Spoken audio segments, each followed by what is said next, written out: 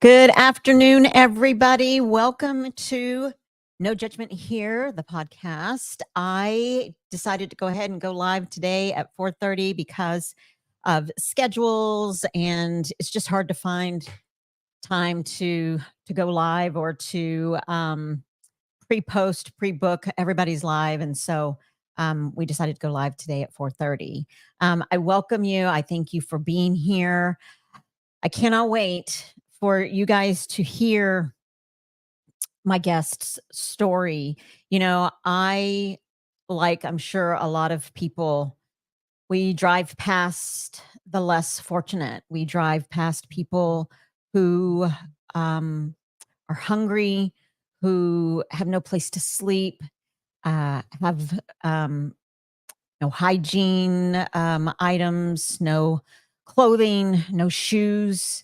And it's so unfortunate. And I'm have to admit that I'm very guilty. I'm ashamed to say I'm very guilty of driving past and maybe taking a look and hoping and praying that they are okay, hoping and praying that they have a place to sleep, that they're not cold, that they're not hot, that they have something to drink.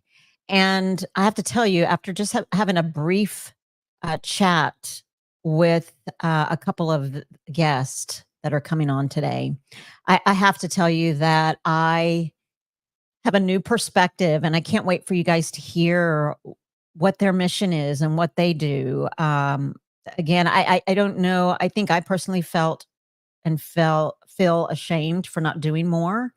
I also believe and I thank God for conviction, because I feel like the Lord convicts us in order to change our ways, maybe change our heart, change our mindset. And I can guarantee you that today you're going to hear testimonies and stories that will help us to do that. So without further ado, I'm going to bring in our guests. We have Pastor Martin coming in to join us. We also have Leslie. She is a servant and serves the homeless as well. So I welcome both of you guys for coming in today. Thank you so much for being here. Thank you for having us. Of course. Thank you. Yes, absolutely, Pastor Martin. So I just wanted to go ahead and get started. Pastor Martin, if you could tell us a little bit about yourself and what you do, what you're doing, what Fishers of Men is, and why is it such a passion of yours? Well, first of all, I want to say thank you, Tish, for having us today. It's a good opportunity to talk to your audience. And my name is Martin. My last name is Otieno. I'm married. My wife's name is Margaret Otieno. We have 3 kids, and we live here in the DFW. So we are, like Tish has just mentioned, we love doing outreach, specifically the homeless and low-income communities. For example, right now we are in Fort Worth Poly community. That's where we are at. Now, it started about 20 years back when some of my kids were not born. How it started is after I came to know Christ, then I found out if we are new in Christ, then now I'm a new creation. So from there, kind of the Spirit spoke to me that now I have a new jacket and I have to put on a new jersey. Even though I like other teams, I put on their jerseys, but now I have to put on the jersey of Christ. The jersey of Christ is love, which Paul tells us to put on that jersey of love, and that is a bond that goes everywhere, is accepted. So from there, we just started giving sandwiches here in Dallas, and then one step at a time. We didn't start big. It didn't start like where it is right now. But as we grow, in the Lord, also we grow knowing the people, creating relationship. That's a big thing there. We created relationship in the neighborhood, in the streets. We adopted an apartment in Dallas.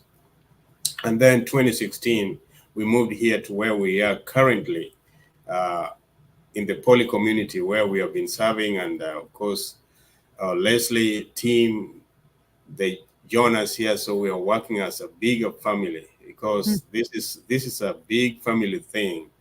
A number of people say that, they're afraid, they don't want to talk to other people, but people are people. People are people. It's interesting. It's so enjoyable because it becomes your lifestyle. Just like Tish, you're doing podcast. This is your lifestyle. This is what you enjoy. This is your passion. So this is my passion, and I'm doing this now full time. I used to work secular job. I left secular job. Now I am also credentialed minister of the gospel. So I may stop there. You may ask more questions to guide me. Yes, absolutely. Thank you so much for sharing that. Leslie, I want to ask the same question for you. How did you get involved? I know we chatted about it a little bit in our pre-interview, but to discuss and tell and share with our audience, how did you get involved? And I love the very first experience that you shared with me, because it, when someone is very transparent and their true authentic selves, I think that's where other people can connect. And when you shared your very first trip to help and to serve, you expressed very similar feelings and thoughts that I had up until the pre-interview, actually. And I think a lot more people need to hear that.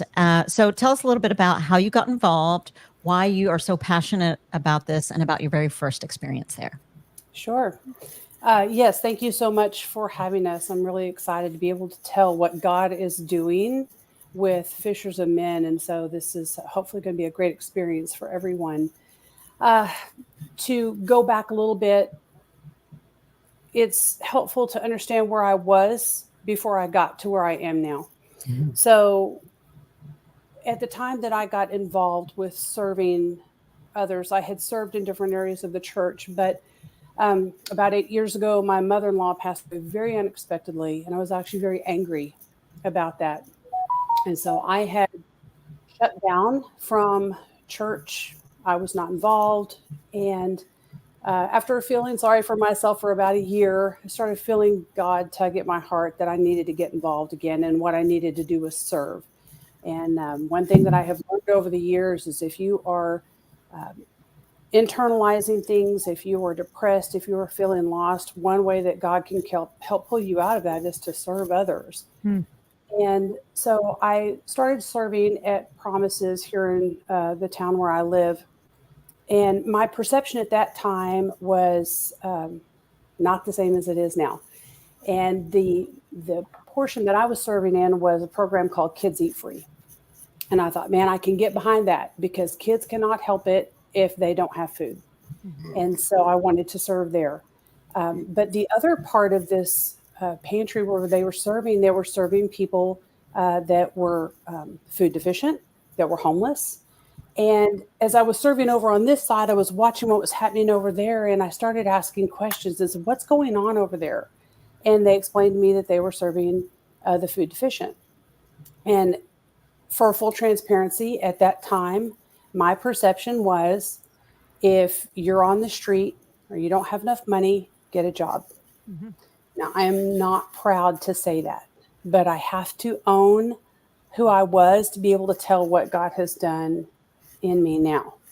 Yes. And so they explained to me what was going on, and I thought that looks kind of interesting. And so I went over and started serving. And the first day that I served, I met 3 different people that changed my heart forever. The first one was a woman that came in with 2 grown adults that were on the spectrum. And I have a grown adult that's on the spectrum that is my son. And so that touched me. And the next person that came in was an elderly woman that could have been my grandmother. And I started realizing this isn't just about getting a job. This is about dealing with life circumstances. And sometimes we're handed things that we cannot handle.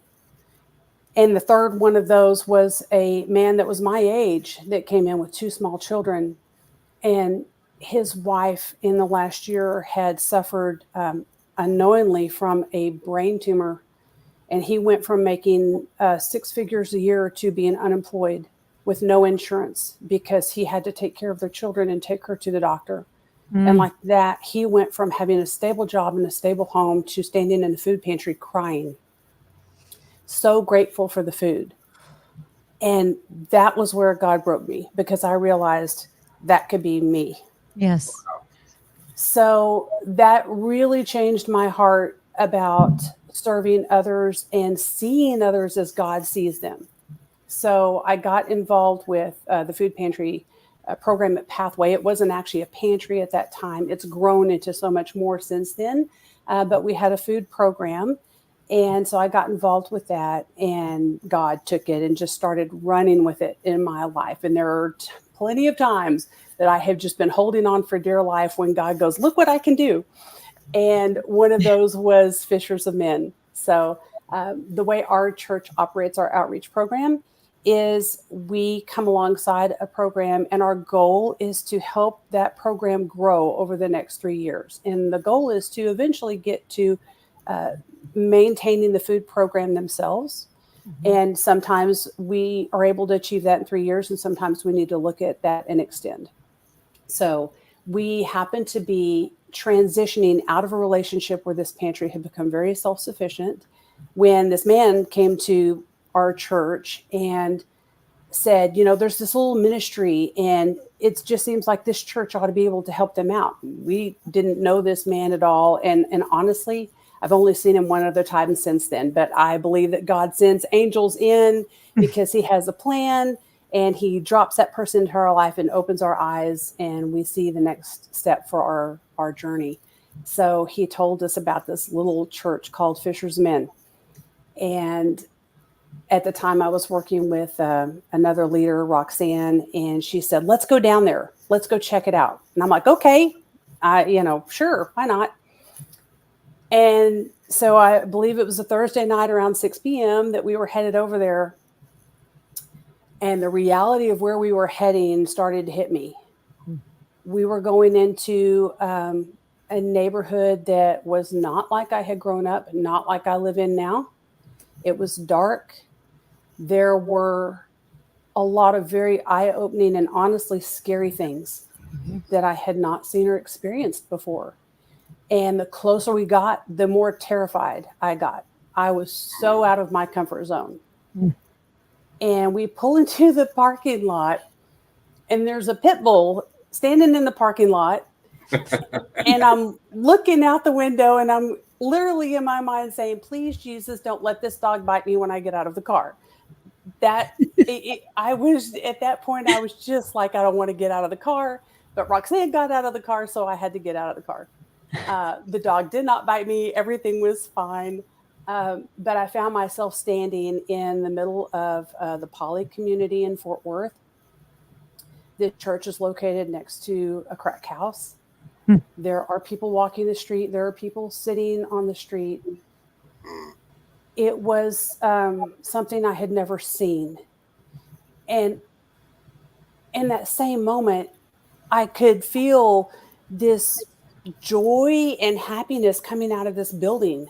And so we walked in and met Pastor Martin and Margaret. And one of the Bible verses that we have in our ministry is Acts 1:8. Is, being God in the world to those in need. And that was on Margaret's shirt. And so I'm like, okay, I see you, God. I see what you're doing. We're making connections. And I start talking to Margaret, and this woman came in off of the street, and we were still dealing with COVID at this time. And so there was a lot of fear around that too, getting around people that you don't know and being, exposed. And this woman was in tears, and, we circle around her, and she's sobbing because she had taken a COVID test and she was afraid that she had it. Now, stop for a moment and think about what that would have meant for you back then in your nice, comfy home with your friends and your family. And this woman was on the street and she had no one. Wow. And she was crying because she had just found out that her test was negative. And she was overjoyed that she did not have COVID. Yes. And I'm telling you, that circle of women just grabbed her. And Margaret looked at me and said, "We need to pray." And I thought, I'm going to like this lady a whole lot. I want to get to know her. And it's been a joy ever since then. It is community for those people that the rest of the world says you don't fit. It is a place to belong, and it's a place to have your physical and your spiritual needs met. And the partnership has just grown from there. And I know we'll talk about that a little bit more, but I just felt that was really important to say, because I had to be able to strip off my perceptions of what homelessness looks like before I could see these folks the way Jesus sees them, as my brothers and sisters, and to realize that I could very well be in their shoes tomorrow. Oh my goodness. Absolutely, Leslie. And I was so grateful. And I know that people that are listening or will watch and listen even later some may feel very similar to how you felt, because I know I, for one, did feel the same way. I thought it's scary.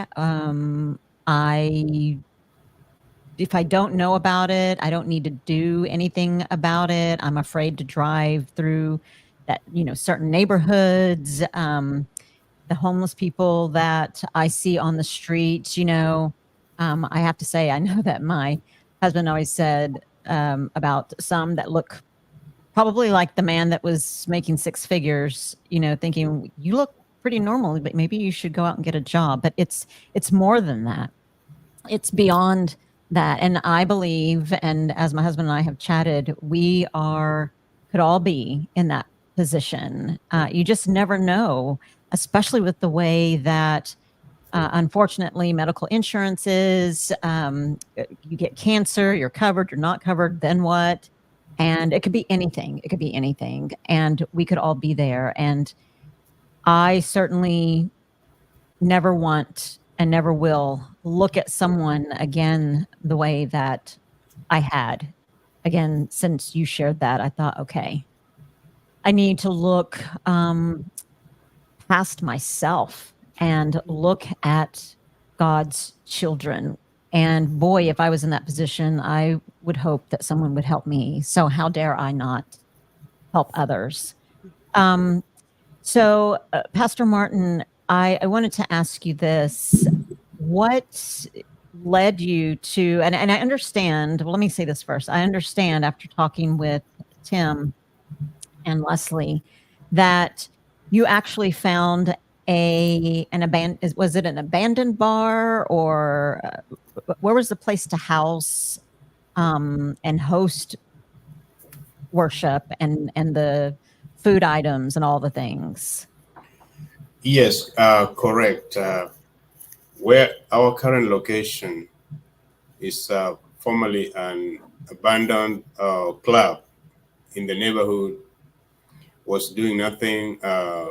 So when we were doing ministry in Dallas, I kind of felt like we should go this way, come this way. But I know, just backtracking, my wife was like, "Are you sure?" Because exactly like what Leslie is saying, it was terrifying for somebody who has not been in this neighborhood. But it had to take a call, because prior to that, we had some come take shower in our house, and so that kind of lit my wife a little bit. Say, "Oh, so they're just people." So where we are currently, yes, it's a formerly abandoned club. And so it was thinking, it was dark. Nobody wanted to come in there. So I know that the value has gone up even compared to what the owner now may require. But that's where we are at the moment, and that's where we are serving the community. and we are just having fun. Hmm. Because yes, it's just fun when you. I mean, that's where I am right now, and there's traffic all the time compared to. I've been in church for a while, but compared to other places where it was only Sunday or Wednesday where you see traffic, here people knock on the door anytime. I need this, I need that.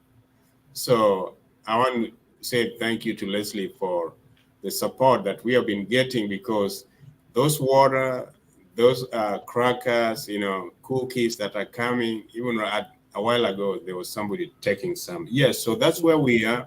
And from this point, it's where we are reaching out to the community here in Poli, under the bridges, and even in the surrounding neighborhood. It's not well-to-do or middle-class neighborhood like Leslie just mentioned.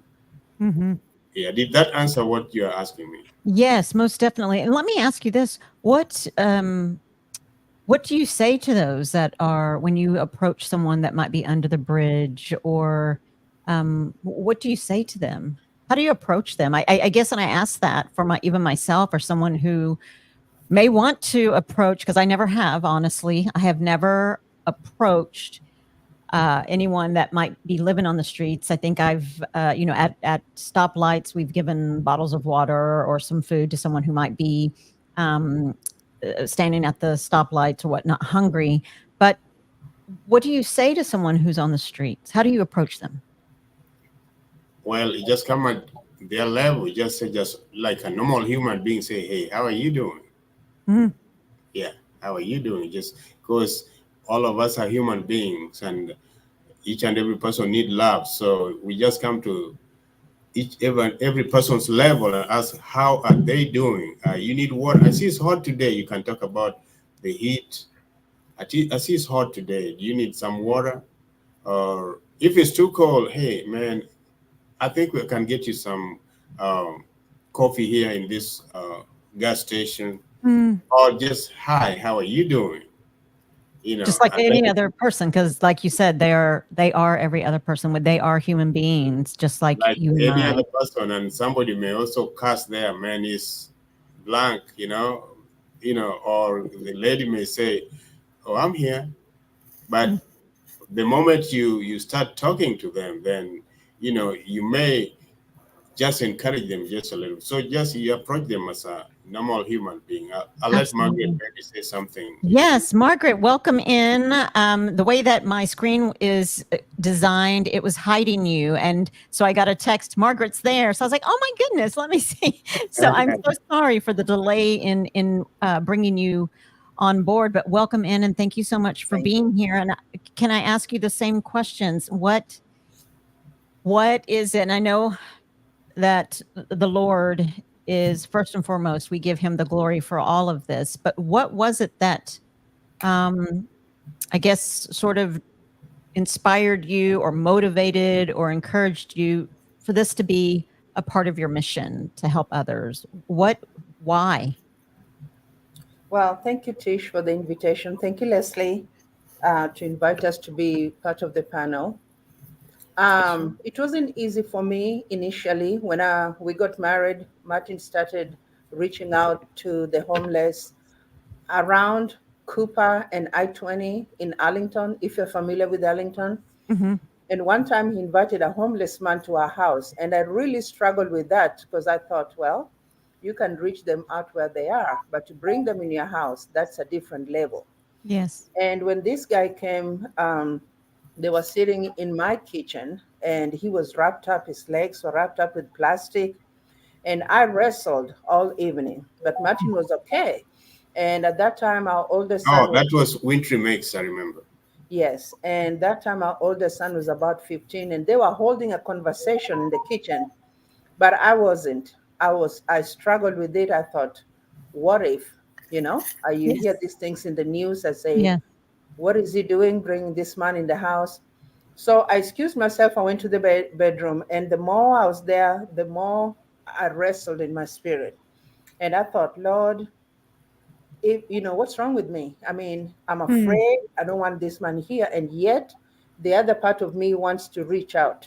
So Mhm. I had mixed feelings. I was scared. I didn't know what was going to come out of it, but he was having fun. They were drinking a cup of tea in my kitchen. Everybody was having a good time. So I looked like I was the odd one out. Mhm. And I asked God to help me that time. I said, Lord, you got to help me. I don't understand, but this is new to me and you got to help me. So I had to come out of my shell, join them in the living room. I didn't speak much at that time. I Mhm. just listened. And his name was John. Yes, Martin, John. He was Yes. very kind. He didn't want anything. He was just having a normal conversation. So I thought, Mm. what's wrong with me? These are normal people. But anyway, to make the long story short, Martin invited him for the night. We thought we're going to prepare bed for him. He said no. He wanted to sleep by the fireplace on the carpet, no blanket, no nothing. I said, Mm. okay. So that's where he was. We went to our room and I didn't sleep. I turned and tossed. I thought, what if this man has a gun? What if, what? All these questions in my mind. Yeah. But then he got up early in the morning and left. We never saw him again. Never, never seen him. I don't know if it was an angel. We just never saw him anywhere in the street. Martin looked for him. We could never find him. Moving forward, then we started doing street ministry on under Loop 12 in Dallas. So we go there every Saturday for the whole year. We're going there, we're bringing hot chocolate, sandwiches under the bridges. And even at that time, I was still scared. I thought, what is he doing? I would stay in the car. Martin would go out to reach out to these people. And then gradually, they started coming close to the car. So there's a old warehouse building. So we made that a little mix stage. So they'd come in and all of them will gather around this warehouse because they knew every Saturday we were going to be there. Then we had another couple that joined us. So from there, we started a Bible study at the apartments by Luke 12, which has around 400 units. And we go there every Saturday. So we started Bible study during the week. On Saturday, we are doing outreach. At the ministry started joining. And then from there, we gave them an invitation to bring them to church. So Martin started going, picking them up and bringing them to the church where we were. And Wow. everybody's afraid of homelessness, to say the truth. If you've not been exposed to it, it's not, we don't feel bad because people don't grow up with it, right? So when we brought them to the church, some of the members felt very uncomfortable. But gradually, as we grew into it, I started relaxing. God started giving me grace, and I said, okay, let me approach them like I would approach a neighbor in the street. How are you doing? How can we help you? Do you need any help? Do you need a blanket? Do you need a cup of water? Do you need something to eat? So that's the approach we did. And then, can we pray for you? We always added an element of prayer. Mm. All through that, nobody has ever said, don't pray for me. So Yep. that has always been part of our ministry, even though we are providing the essentials, the basics, water, clothing, food. But then we always ask, is there anything we can pray for you about? And you've seen the Lord transform lives in people that have been coming. We have numerous stories of lives that have been changed. Mm. And that's how got involved. But Martin has been an outreach pastor for years in some of the local churches. And in the year 2016, he felt led to step up and start the ministry, Fishers of Men Outreach Center. And initially, it was just an outreach center. We're just doing the ministry every Tuesday, every Thursday, every Saturday. But eventually, those people that were coming in, they kept asking, why are you closing the building on Sunday morning? We didn't plan to be there Sunday morning. We were going to a local church. So they kept asking, why don't you open the doors on Sunday? So they challenged us. So from there, Wow. opening on Sundays, yes. Oh my gosh, I absolutely love that. And I want to ask you guys, I mean, anybody that wants to answer, and then we have some comments in the chat that I want to read to you guys. But what do you what do you all think, or one of you guys think, or all of you, why do you think we are all so afraid? Why are we all, because honestly, Margaret, when you were saying that that Pastor Martin brought someone, picked someone up off the street, brought them in, open your home. And I don't know if it's because today's world is so bad that now I'm more afraid to do something like that. But I too would be feeling exactly how you are, like wondering, oh my gosh, what's going on? What if he has a gun? Mhm. What if when we close our door and he sleeps on the floor, what if he cleans out our house and takes everything? I mean, I know those are just material things. Now that I'm saying that and speaking that, I feel like, oh, well, if he takes it, I guess it's whatever. But Right. why do you guys think that we are so afraid? What are we scared of? Yeah. I think for me, it's a fear that could be my reality. And so I don't want to be close to it because that might be me, Mhm, mhm. I will say too that there are there is an understanding of I don't know this person, I don't know their history, and yes, there are people that are on the street that might have some mental issues because oftentimes people that need to be on certain medications, they struggle to stay on them or to get them where they can stay on them, and so there's a fear in that. I say that because the same is true. We've had issues with my son that's on the spectrum, people not understanding him. And so there's a fear in not knowing how to relate to that person. So I think maybe that's kind of at the core for people, is just not understanding. Yes, And, I believe that's true. yeah, and just being able, like Martin said, at our core, we are all just people, and we are all just trying to get through today, tomorrow, in this life. Yes. So that's my take on it. Martin, Margaret, what do y'all think? I think that's the main reason. People have come into the outreach center, and because of the known, people are afraid of the unknown because you don't know these people. Like Mhm. Leslie say, how about if they have a gun? That fear of unknown, like you said, you don't know them, so you're afraid. We don't want to reach out. We're afraid, what if? So that prevents us from reaching out, engaging them, because we have that fear. Maybe this is not the reality. Maybe this is not who we think this person is. But on the other side, as believers, I always think, what would Jesus have done? Because it says Absolutely. sometimes you have entertained a stranger not knowing that it's an angel. Hmm. You know So we what, Margaret? I was just thinking as you were speaking that, even when we think about the what ifs, what if they have a gun? What if they have a knife? Well, I guess then I'll be meeting Jesus, sooner.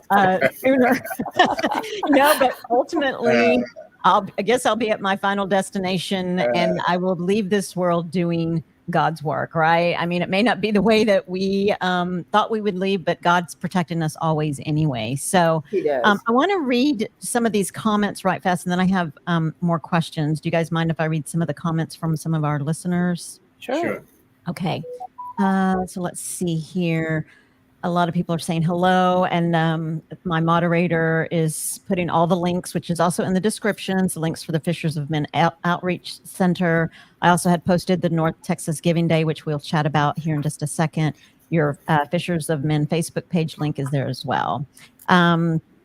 So we have a listener, Shades of Gray, says, it's a feeling one can only try to explain when you get your new eyes and your heart.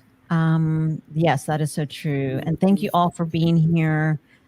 Shades of Gray says, being homeless is a shame that only those that have gone through it can fully understand. It takes a lot of grace coming back.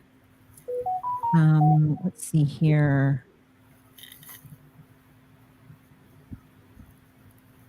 Precious people you all are.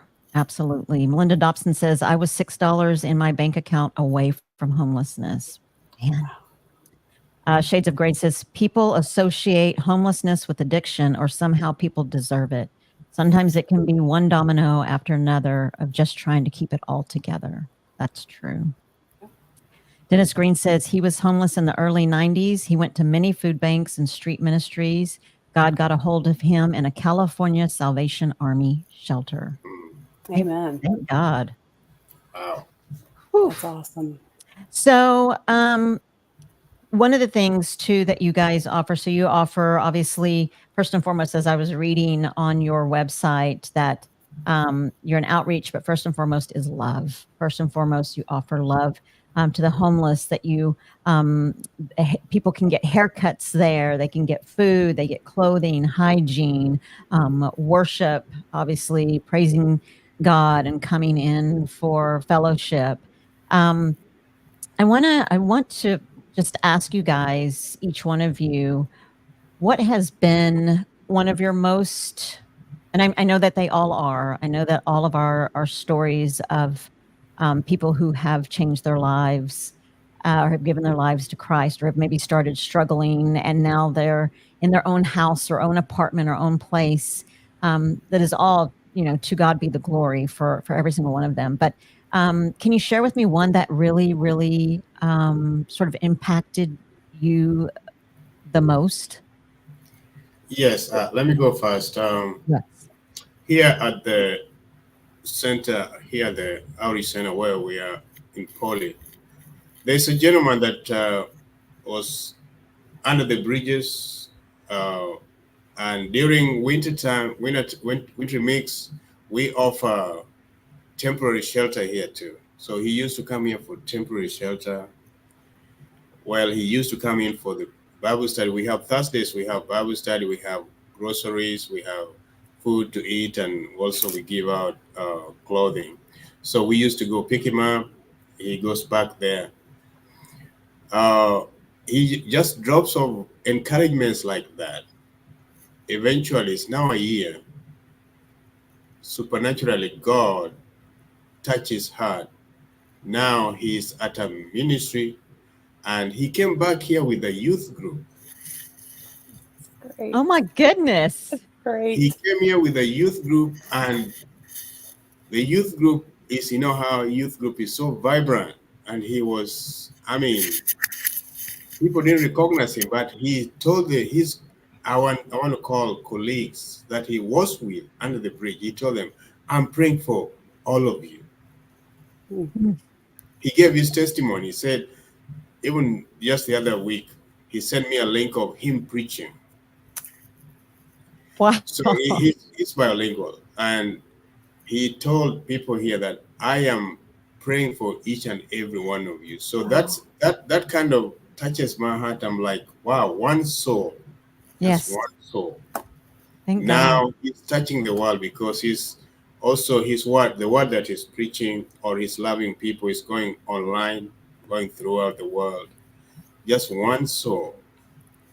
So, and I know that you had asked question of why are we fearful? We are fearful for the unknown. Mm-hmm. And what we need is renewal of mind, because we tend to put everybody in one basket and we think that's how everybody is known. Yep. Love Yes. covers everything. And we need to, just like Paul is saying, we need to renew our mind, change your mind, like you are mentioning earlier on. That's Yes. awesome, Martin. Most definitely. That is the truth. It is the fear of the unknown. And we just, when you think about how the Lord approached everyone, and he spoke with people, like you guys said, it could be, it could be a good person, it could be maybe a not so good person, but he approached and loved on everyone. And I love that this is what you guys are doing. The doors are open for anyone and everyone to come in, no matter what. And to know that there are places like that out there is extremely humbling for me, and helps me to realize something that our pastor at our church said is do something. And I'm afraid that I have not been doing as much as I can. And so I believe that there's a bit of different heart posture for me, for sure, in terms of serving and helping the homeless. So how about you, At least you're on this podcast, so you are spreading the message. Mm. You still, you are doing it right now because Mhm. you have given this platform here, and it's going out already. Yeah, so it's a good start. Thank you so Yeah. much. I appreciate that. It's an honor for sure. Thank you. How about you, Leslie?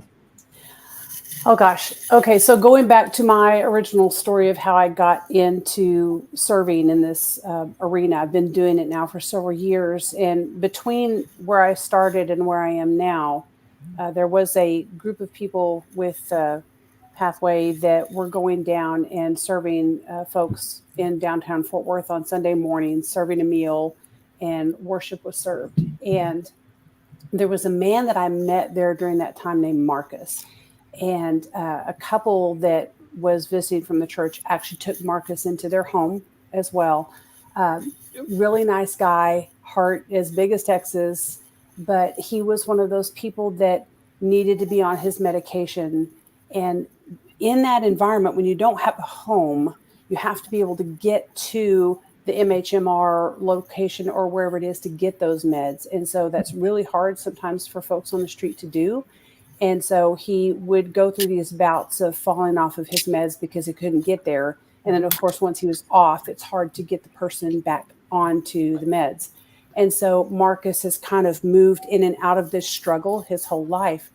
But when that ministry that we were serving was no longer in operation, I kind of lost touch with what Marcus was up to. And one of the things that we do with Fishers of Men is we go down and we serve a Thanksgiving meal. And so we were down there this last November. We do it the week before Thanksgiving, and we were down there the weekend before Thanksgiving, and we're serving food, and they're doing, prizes and all this fun stuff, and they're inside worshiping and having a good time, and we're out there serving meals or whatever. And I'm kind of busy doing the Mary Martha thing. I'm cleaning up, and I'm not engaged so much in what's happening. I'm just busy doing the task, and I'm not paying attention.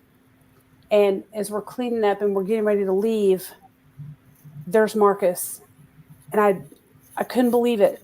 I would, in that moment, I was just so grateful that God had brought Marcus to Fishers of Men, because I knew he was okay, Wow. And so even if a person never gets off the street, if they're always in that struggle, that doesn't mean that they're any less worthy of being loved and cared for. Amen. Mm-hmm. And I was just so happy to see that he had found it to Fishers of Men. So that's by far my biggest gift. Oh, I know who you're talking about. Just to encourage you, he got an apartment, so he is in an apartment now. So I know who you're talking about. I didn't know. Yes. That's awesome. That's so great. So he the last time I saw him, he was looking different because he's clean. He has a phone. Yeah. Just pray That's for so him great for to his hear. health. Yes, but just his health, but he has an apartment. I love that. Oh How my goodness. beautiful I didn't know is you're that? talking the same person that we know. Wow. Yeah. Oh, that's really Thank you for awesome. sharing. That is amazing. Such good news too. And how about Yes. you, Miss Margaret? Yes, I know there are several stories we can share. We could even write a book. Yes. But one particular young lady that came into the outreach center, she was sleeping out of her van, and she was coming with a boyfriend to pick up groceries. So I started mentoring her, and every time, she had lost custody of her daughter, the only child that she had, because she was on the streets. So we continued mentoring her, prayed with her. She broke the relationship. She moved back with her grandmother. And so we stayed in contact. One of the ministry we have at Fishers of Men is called Women of Impact, where once a month we invite the women from the street, from other people coming, and we mentor and we fellowship with them. But she continued to come to the Women of Fellowship, Women of Impact every month. So I'd reach out to her, we pray with her, we prayed, she got her daughter back. And then she moved to Crowley area, Crowley or Ballison area. She got connected with the local church there. She met a assistant youth pastor. They got married 2 years ago. Now she got 2 boys, and she continues to come every month. See Oh what my, God can do. yes. Yes. Oh my goodness. Yes, That's so beautiful. Thank you yes. so much for sharing that. That's God is changing amazing. lives. Yes. Yes, for sure. Yeah. And how amazing is it? How beautiful is it that you guys are all a part of that? You know, and I know that we do give God the glory, but Yes. how beautiful is it to be just a little part of that? And you know, Margaret, you mentioned something that I was didn't really think about until you said it, but how sad is it? How unfortunate is it for those that have children and because of becoming homeless, I can't even imagine um, the mental and emotional anguish that parents are going through because they can no longer take care of their children, and then their children either go to other family members, which thank God that that would be an option hopefully for some, but a lot are placed in the system. And you know, I'm just going to speak the truth, sometimes the system isn't, and foster parenting is not the best thing for a lot of children, because I've heard personally on my podcast, I have heard stories of children that have gone into the foster care system and were abused even worse than they may have been out on the street with their parents. But that is real life. That is something that happens. And what an honor and a blessing it would be to serve God and hopefully help these people get back on their feet so that they can get their children back, so that they can, you know, get a place to live. And I love that your doors are always open to everyone for Yes. that. So we have a day that's coming up. It's the North Texas Giving Day, and that is on September the 19th. And for those of you listening that may not know what that is, that's an opportunity for every person to give back to their community by supporting local nonprofits or supporting nonprofits. And so, one of the things that we can do, and those links that are there to the Fishers of Men, and then maybe you guys can also share with us what things that you might need specifically. But you can go there and to the websites and make donations. Am I speaking correctly? Yes, Margaret, go ahead. Yes, you are. Okay. What do you Absolutely. guys need? How can those that are listening? What can we do? Thank you for posting the link. It's the North Texas Giving Day link. It's right there in the comments, and you can go there and help. But for those of us that are listening now, what can we do? What are ways that we can help? So let me share a little bit of vision real quick if I can. I know Tim Manley, our partner in this, is having trouble getting connected today. I think he was going to see if audio could be connected, but I don't know if that's possible. So I'm going to share a little bit about Tim. So Tim came to Pathway, and he and I met a couple of years ago. And I love how God connects the dots between people, right? He has this neat way of pulling people in. And so he and his wife, Debbie, have a passion for serving those that are impoverished, food deficient, and where they came from before they moved here, that's what they were doing. And he actually was involved in helping grow ministries like what Martin and Margaret have and run. And so when he moved here, they wanted to know what kind of outreach was going on. And that was how Tim and I got connected. And so I was running this food pantry out of our outreach program. And I'm like, hey, Tim, there's this guy I've met, Pastor Martin. He's really cool. And I think maybe you should get to meet him. And so one of the things that they do at Fishers of Men is on Thursday nights, they have a Bible study and they feed the folks that come. So they prepare a hot meal. It's not always a hot meal. When I provide the meal, a lot of times it's sandwich and chips and all that. But they typically have a Miss Daisy who is so sweet, and she cooks a hot meal for everybody. And they feed everybody so that their physical need is met. And then if those folks want to stay, which they always do, they stay for the Bible study and they're spiritually fed. And so Tim goes and immediately falls in love, like we all have done, with Pastor Martin and Margaret and their mission. And one of the things that we noticed is this little bitty bar is busting at the seams. It just really is not big enough for the people that God is bringing into this space. And so a conversation started to happen of, can we possibly acquire a bigger space? And Tim laughs about this, that Martin's vision was much bigger than his, because Martin found this property and he's like, this is what we can move into, and we can, renovate this and make it a space for so many more people, and we can accomplish all of these other things. And I'm going to let Pastor Martin talk more about that. But what was so funny was the contrast is Tim was like, yeah, I don't see that.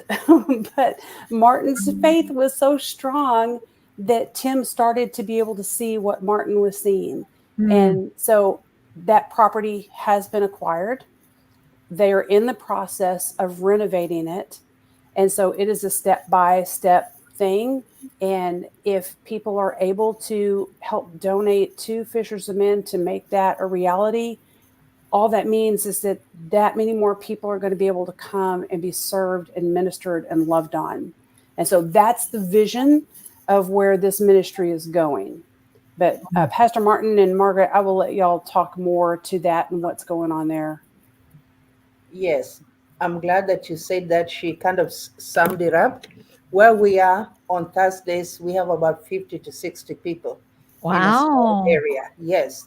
And we, like Leslie said, we try to give a hot meal. Initially, we're just doing the Bible study and groceries, but then we realized homeless people come in, they're hungry.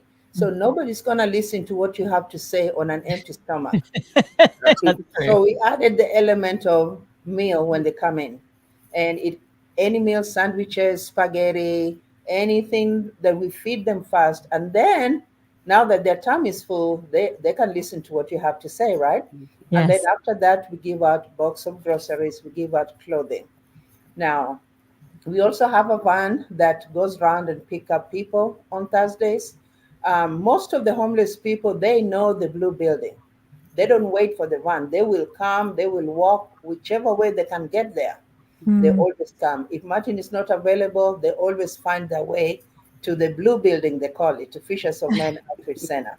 And so we are believing God, we need a larger space so we can do more, so we can touch more people, so they can have enough rooms, we can have room for counseling. Yeah, that building is big enough to accommodate the vision where we need to go. So if anybody's out there that has a heart for ministry, for the street ministry, this is where the main need is. Also, we always need groceries, dry goods, to fill in the boxes. We need clothing. Like now, we're getting ready for the cold season. We always need blankets. We always need wintery clothing, socks, scarves. All these things are needed. So, and those who can volunteer, they're welcome to come on Thursdays. Also help volunteer and serve the food.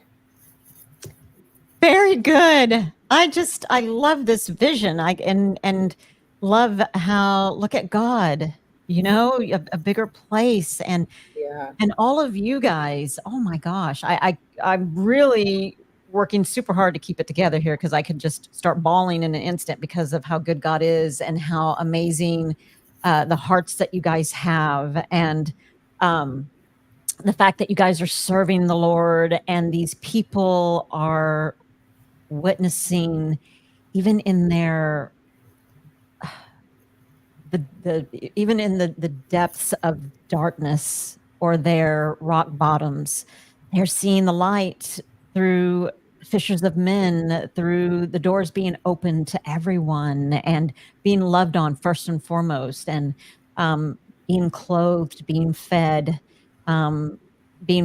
spiritually as well, and hearing God's word, and hearing and feeling that God is good, and knowing that he has not left or abandoned or forsaken them. And it's ministries and organizations, foundations, nonprofits like you guys that are helping other people meet the Lord for the first time, or maybe re-engage with the Lord after maybe walking away, or just feeling loved, just feeling seen, because I can't even imagine being on the street where people like me just walk on by. Terrible. It's terrible. So I hope to get connected with Leslie, because I want to go down and hopefully come and serve, a time or two in just help. It really has changed my heart, my mind, just all the things. So thank you guys for sharing. I Come have to down say, and come down and feel it. Let me just say something before we yes, close. please. Come down and touch it with your hands, and it really changes life. I know that Leslie and team, they came once and they never turned back. And thank you. I want to also shout to, it's been a team effort. God has blessed us here at Fishers of Men with a good team. That's not Margaret and I only working. We have a good team. That's really why we have some pastor here. That's Pastor Fred teaching Bible study. We have people doing that and that. So, and then team effort from Pathway family. So we are that big family. God is just growing us and growing us. And I believe if we continue love, because love is the glue that puts people together. And like we were saying earlier, how do we get to connect with them? Nobody will refuse love there out there. We'll turn love out there when we give them love. So it's just so encouraging to see what's going on right now. So I want to say thank you to, this is all team effort. Thank you, Tish, for today. Oh my goodness. Thank you guys so much for sharing. And I have to say super quick that I know that Tim wanted to be here. He is another gentleman that he and his wife, like Leslie had mentioned, are big supporters in this nonprofit. And he had shared that one time when he was there, that he saw a gentleman walk in and get a meal, and he said, and I don't know verbatim what he said, but he saw the man come in, greeted with love and welcoming, and made to not feel ashamed, just greeted with love and given a meal. And the man took the meal outside, and when when Tim stepped outside, he said that he looked to his left and he saw the gentleman sitting on the curb eating his meal. And he said that it just touched him so much, just looking down and seeing the man find a place to sit down to have his meal. And that also just impacted me so much. And I can't even thank you guys enough for being here, for sharing your stories. And I pray that anybody here that is listening, that you would share this link so that we can all work together to help and to serve God and to give donations in any way that we can for Fishers of Men. Hey, Tish. Oh, yes. Do you mind if I speak to your listeners for just a moment? I don't mind at all. Okay, so here's my encouragement to you. If anything that has been said here touched you, perhaps you still have fear about this, and I get that. And we've talked a lot about our fear of homeless folks, but think too about the fear that they face every day, multiple times a day. Where's my next meal coming from? Am I even going to have a meal? Where am I going to sleep tonight? Their immediate needs from day to day, not knowing if they're met. So the fear is all encompassing for everybody, but they have no choice but to face it. That's their life. So if any of this has touched you in some way, certainly the North Texas Giving is an option if you have the financial resources and want to support there. But if you can't, there are other ways that you can serve. I carry a couple of Walmart sacks around in my car with a bottle of water and some peanut butter crackers and some jerky and things like that. And if I pull up to a corner and there's somebody there, it costs me nothing to roll down my window and hand them some food. So, for the people that say, well, I don't want to give them money, give them a meal. That's going to help them right here, right now. If you aren't able to do that, that's okay too. Just acknowledge them and give them a smile. These folks are so used to being ignored. People pull up and they feel awkward at a corner. They don't want to look. But every time that I look and I make eye contact and I smile with somebody, I drive away crying because they tell me God bless you when I am so blessed and they're offering me a blessing from God. And if you want to provide food, like Margaret said, they have the food pantry. They can always take shelf-stable food or things of that nature. If you're not sure how to get it there, you can bring it to Pathway Church and tell them that it's for Fishers of Men here in Burleson, Texas, and we'll get it to them. So there are lots of opportunities to serve and connect. We'd love to have you join us on Thursday night serving a meal, or if you want to cook a meal for the 50 to 60 people that come. Miss Daisy is so sweet, but she's older and she could use a break. So, if you want to cook a meal and know that you're feeding somebody a meal that most of the time they don't get anything nice and warm and yummy like that, you will be blessing so many. So there are so many opportunities, and I am available. If you have any questions, please don't hesitate to reach out to Tish through me, and I'll help get you connected. Absolutely. Thank you for saying that, Leslie. I really appreciate that. And if you're listening from out of state and you can help, certainly go to the website, the link there, and you can donate if you can monetarily. And above all else, the thing that trumps everything is to pray. If you're not able to give, prayer changes things. And so we just ask that you would please just pray for the people that you see that are homeless, and pray for Fishers of Men, pray for ministries that are working hard to love and teach and encourage and love one another. And like Leslie said, even something as simple as acknowledging their existence, smiling at them. That's the very least that we could do. And so I thank you all. I'm so sad that Tim couldn't be here. We acknowledge him and we appreciate him for his support as well. And also, there was a question really fast. I know we need to go. Do any of you guys, besides the links that we have, you guys have your own YouTube channel by chance, Fishers of Men? Do you guys have a YouTube channel, or is it Facebook and your website? Facebook and website. Okay.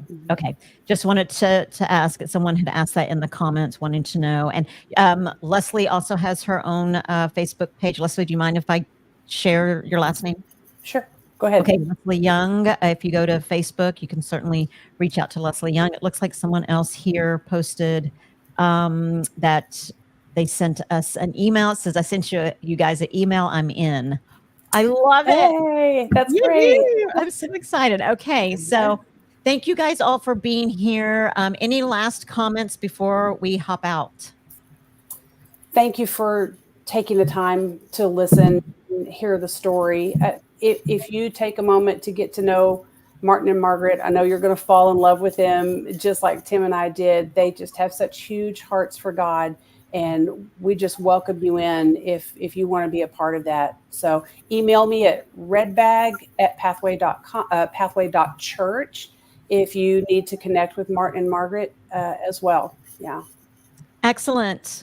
Thank you guys all so much. And I can tell that it's pretty easy to fall in love with Martin and Margaret, because I'm already just like right there. You guys are so amazing. Leslie, thank you so much for reaching out and getting us all together. This is life-changing. I believe it's heart-changing. It changes the mindset. And to God be the glory. So I thank you guys all for being here. And please, again, share this out so that other people can also join us in prayer and helping feed and love on the homeless. I hope you guys all have a great night. Thanks, guys. you. Thank you. Bye-bye. Bye, Margaret. Bye, guys. Bye.